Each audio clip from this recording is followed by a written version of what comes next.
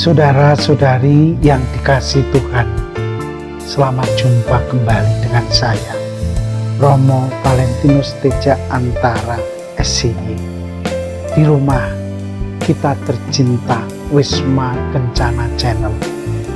Semoga Anda semua dalam keadaan sehat dan bahagia. Dalam tayangan kali ini, saya mau melanjutkan refleksi kita pada tayangan yang terakhir kemarin. Kita sudah mendalami penyebab umum dari ingkar janji. Saya ulangi secara umum bahwa ingkar janji itu disebabkan oleh zina, oleh poligami, persoalan ekonomi, perbedaan pendapat yang tidak terselesaikan. Akhirnya akhir ini adalah masalah kesehatan pasangan. Data dari kasus ini tidak bisa disepelekan dan diabaikan. Saya mengatakan manusia modern sudah tidak setia terhadap komitmen dalam perkawinan dan bersikap, bahasa Inggrisnya, easy going dalam tindakan. Kalau sudah tidak tahan, ya sudah, nyerah. Kurang ada sikap untuk sungguh tahan banting dalam menjaga, memperjuangkan kesetiaan. Maka Bapak Ibu sekalian, dalam tayangan berikut ini saya mau mengajak Anda sekalian yang sudah menikah ataupun yang mempersiapkan diri untuk ini, untuk bertanya diri, siapakah aku dan siapakah keluargaku?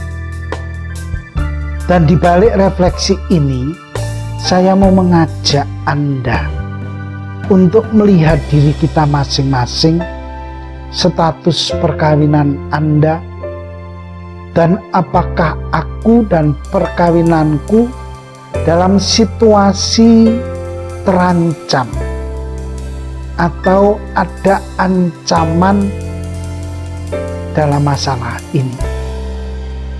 Untuk itu, marilah kita simak lebih lanjut tayangan berikut ini. Dan terima kasih Anda telah setia mengikuti konten tayangan ini. Selamat menikmati tayangan ini secara tuntas.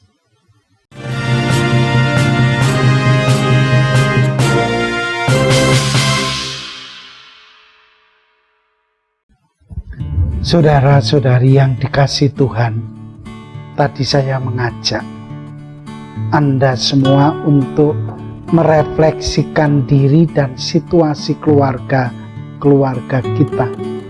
Kita ingin melihat pasutri macam apa keluarga atau aku ini. Apakah aku ada juga dalam situasi yang rawan mengalami masalah ini? Dan saya mau menyampaikan semacam refleksi. Ada 5 pasutri yang dikategorikan rawan dalam masalah selingkuh ini. Ada 5. Maka saya mengajak Anda untuk melihat diri Anda dan keluarga Anda. Dan saya akan menyampaikan satu persatu dari pasutri yang rawan dalam hal selingkuh ini. Yang pertama adalah pernikahan yang sudah lama bermasalah. Dan pernikahan bermasalah bila kebutuhan emosional dan seksualnya sudah tidak terpengaruhi dengan baik atau terganggu. Kebutuhan yang tak terpenuhi membuat manusia secara tak sadar dan alami mencoba mencari pemenuhannya. Jika pemenuhannya tak terpenuhi di rumah, dicarilah pemenuhan di luar rumah. Pernikahan semacam ini sudah tidak memiliki cinta kasih. Yang ada hanya hubungan formal sebagai suami istri yang diikat oleh pernikahan dan anak-anak.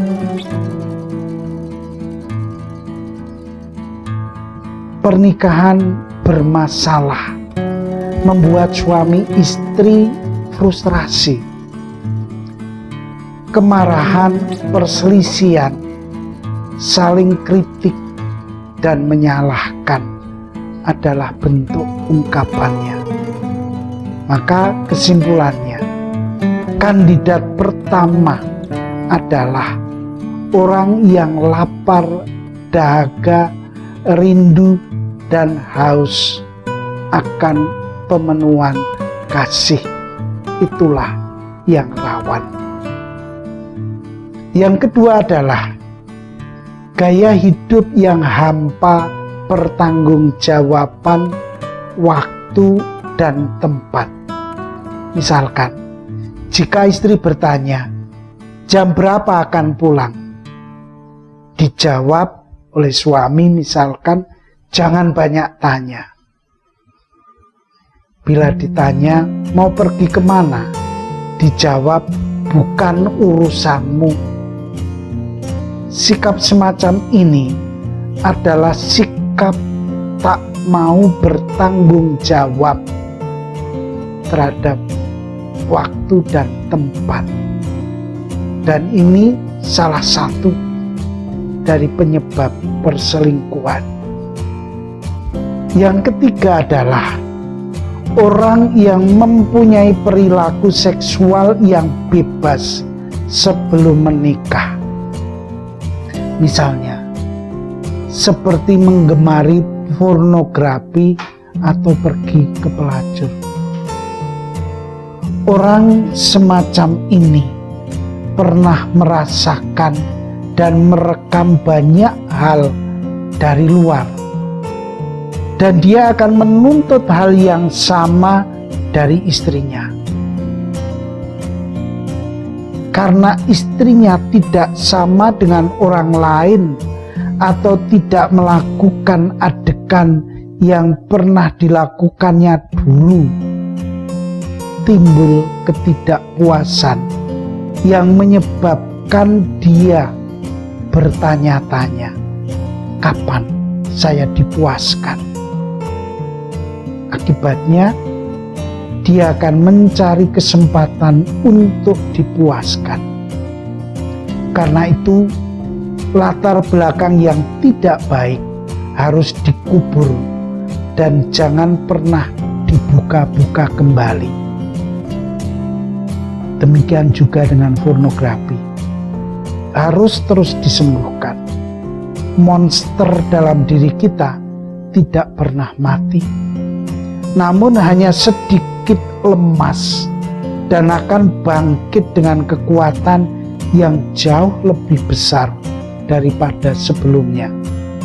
Yang keempat adalah orang yang merasa kecilnya bermasalah.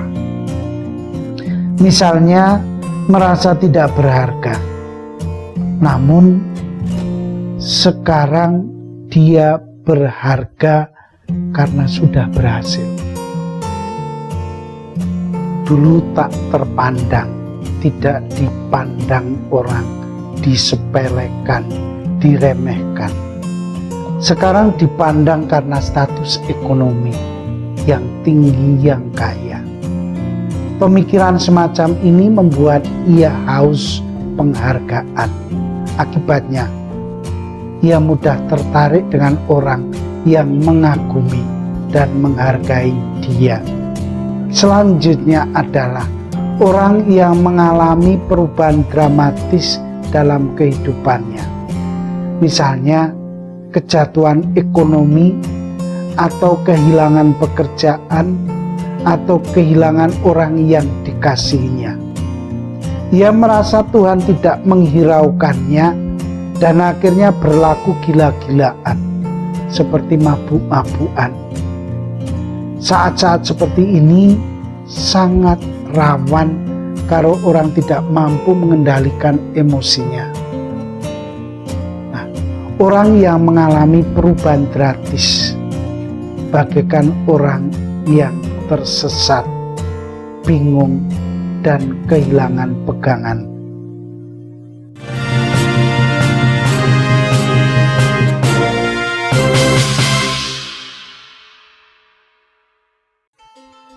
Saudara-saudari yang dikasihi Tuhan, memperhatikan pasutri yang rawan terhadap bahaya ingkar janji. Sebenarnya banyak pasutri yang sudah menyadari apakah pasangan nanti selingkuh atau tidak. Sudah bisa ditebak pada awal pacaran. Sebenarnya masa pacaran itu begitu penting.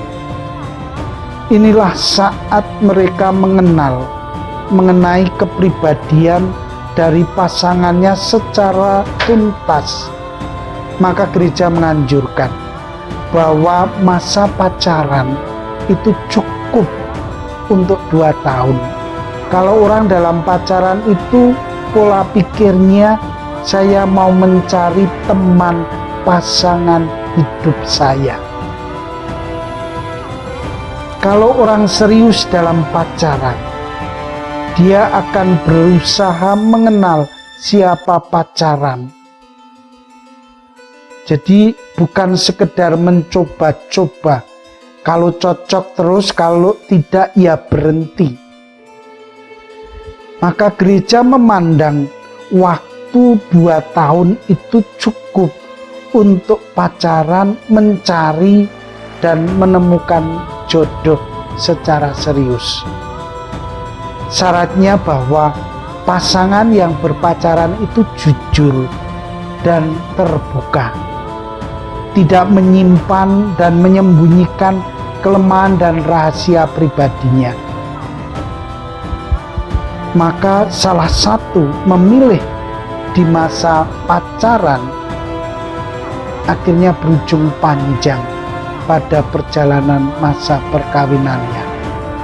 Maka dalam tradisi Jawa, dalam memilih jodoh harus memperhatikan 3 unsur. Kualitas pribadi seseorang itu bisa dinilai dari unsur bobot, bibit, dan bebet.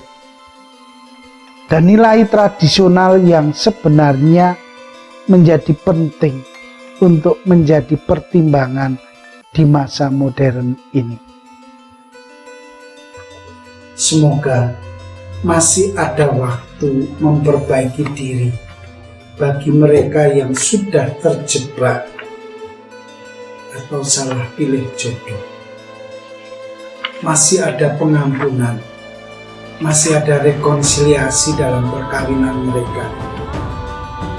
Doaku menyertai Anda sekalian, terutama yang berjuang dalam perkawinan. Semoga kekuatan sakramen perkawinan menjadi kekuatan untuk bertahan dan setia. Akhirnya, terimalah salam saya. Vivat Cor Jesu per Cor Maria. Hiduplah hati Yesus melalui hati damai.